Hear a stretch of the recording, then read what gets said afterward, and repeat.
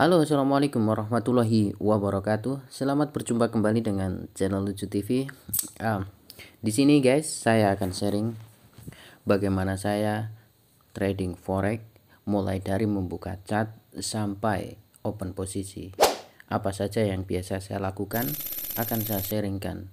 Bukan berarti apa yang saya lakukan ini 100% benar, tapi paling tidak nantinya bisa menjadi gambaran buat teman-teman sekalian yang masih pemula seperti saya. Bagi yang sudah pro, bisa diabaikan. Oke guys, yang pertama kali biasa saya buka chart di time frame daily ataupun weekly. Oke, sekarang saya sudah ada open posisi sell di pair GBP JPY. Kenapa saya sell di sini? Oke, mari kita buka time frame weekly. Oke guys, di sini saya melihat di time frame weekly ada level Quasimodo, dimana kalau kita lihat di sini ada high, di sini ada low, di sini ada higher high, kemudian di sini ada lower low. Jadi area sini bisa digunakan untuk open posisi sell.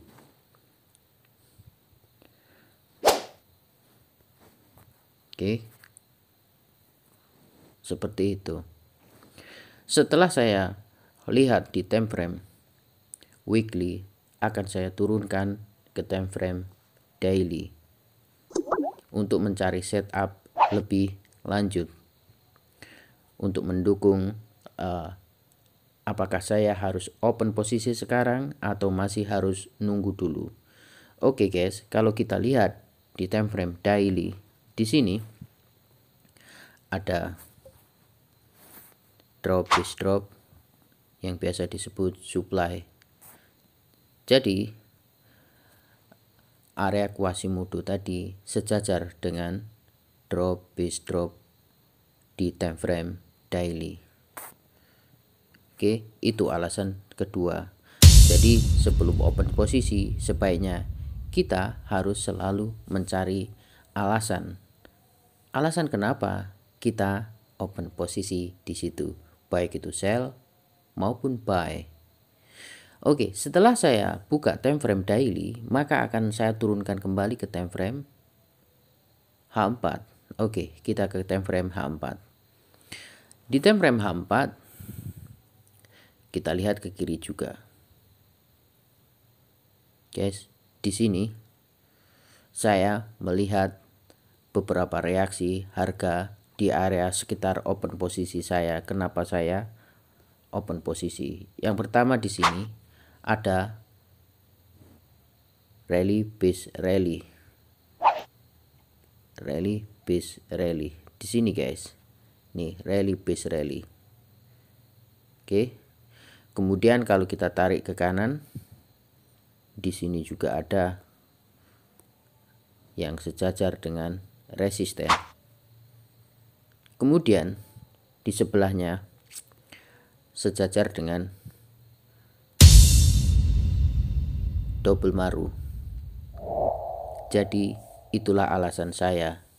Jadi alasan saya sudah komplit mulai dari time frame weekly, di mana di time frame weekly tadi ada GM level. Di time frame daily-nya ada drop base drop atau supply. Sementara di time frame H4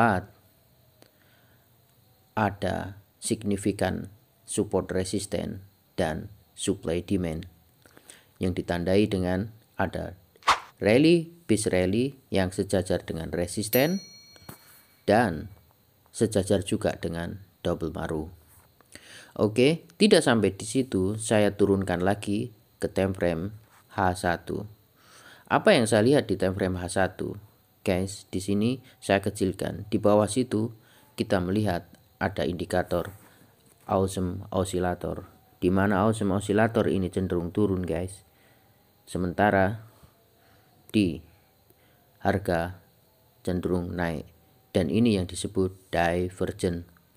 Jadi guys, alasan saya sudah ada 4 kenapa saya sell di situ.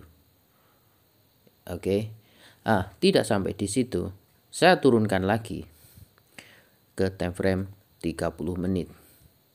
Di time frame 30 menit, guys, kalau kita lihat harga, kita lihat juga ke kiri. Mungkin terlalu jauh.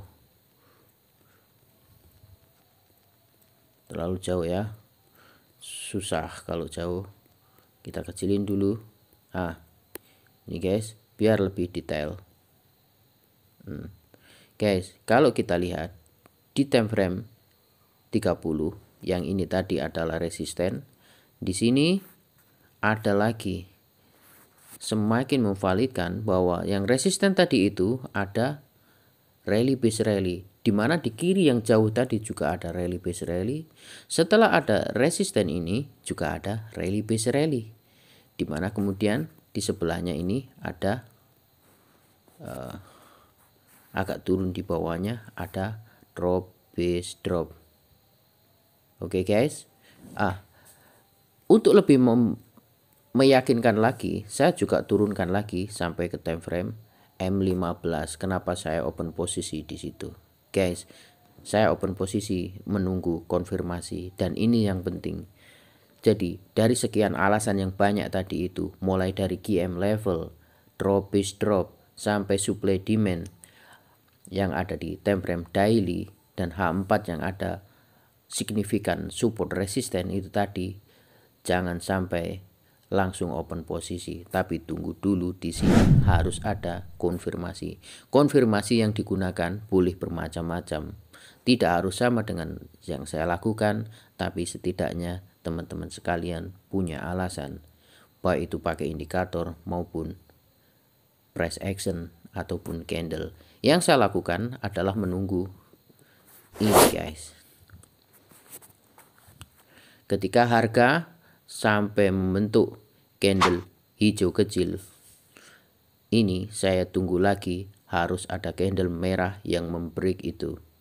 Dan ternyata di sini candle ini benar-benar break, dan ketika close saya langsung open posisi sell. Jadi di sini ada engulfing di sini. Oke, setelah itu saya open posisi sell. Begitu guys, cara saya open posisi ketika dari semua teknik yang saya gunakan yang pakai indikator yang biasa saya sebut dengan teknik BCA, tidak ada momen, maka inilah langkah-langkah yang saya cari.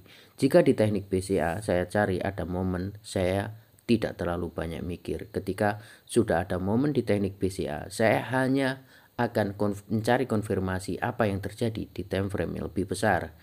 Misalkan saya menemukan teknik BCA di mana ada EMA 50 keluar top atau low BB, kemudian masuk kembali di time frame H1 misalkan, maka saya akan konfirmasi di time frame H4 dan daily ataupun weekly apa yang terjadi di sana. Jika mendukung akan saya lakukan open posisi, tentunya setelah ada konfirmasi juga seperti di video sebelumnya yang sudah saya jelaskan. Oke guys, seperti itu aja. Semoga bermanfaat dan salam profit. Semoga teman-teman sekalian bisa mengambil hikmahnya. Kayak apa aja, bisa mengambil manfaat. Jika ada yang kurang, bisa teman-teman sharingkan di kolom komentar. Kritik dan saran selalu saya terima. Oke guys, terima kasih banyak, semoga bermanfaat dan wassalamualaikum warahmatullahi wabarakatuh.